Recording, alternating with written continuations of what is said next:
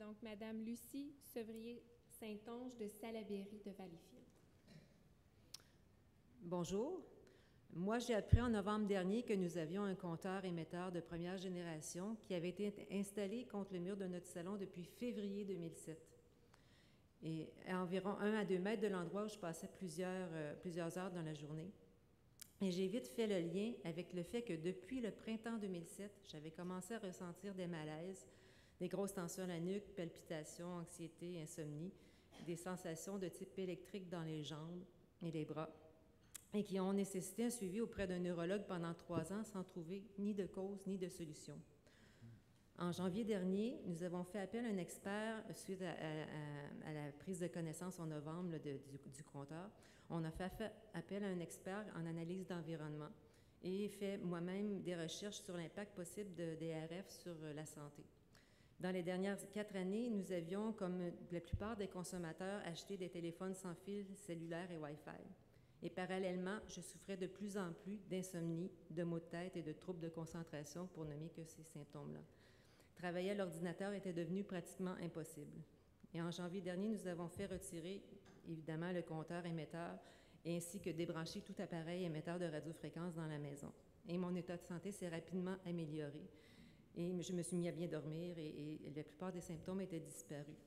Jusqu'à il y a environ 1 mois où un matin, je me suis réveillée encore avec une sensation qu'on me plantait des aiguilles dans la tête et avec des symptômes que j'avais il y a eu 7 ans auparavant. Et plus tard dans la journée, j'ai pris connaissance qu'Hydro-Québec venait d'installer des compteurs partout dans le voisinage. Cette journée-là, en fait, dans les maisons environnantes de chez moi. Alors, j'ai eu au moins 6 mois pour expérimenter un environnement avec très peu de radiofréquences qui venaient de l'extérieur avec un retour au bien-être. Et aussi, observer que je pouvais me sentir rapidement le crâne qui chauffe, et surtout du côté droit, et dans un état léthargique quand j'allais dans des endroits où il y avait beaucoup de Wi-Fi. Alors, ma conclusion de tout ça, c'est que tout probablement que mon exposition au compteur première génération a affecté mon système nerveux et que maintenant, comme une allergie, je supporte plus difficilement un environnement avec des radiofréquences. Nous sommes déjà envahis par les ondes radio, cellulaires et 3G et autres. Je m'inquiète alors du fait qu'une toile supplémentaire se déploie partout avec la venue des compteurs intelligents. Ce sera pratiquement impossible maintenant de se soustraire de cet environnement.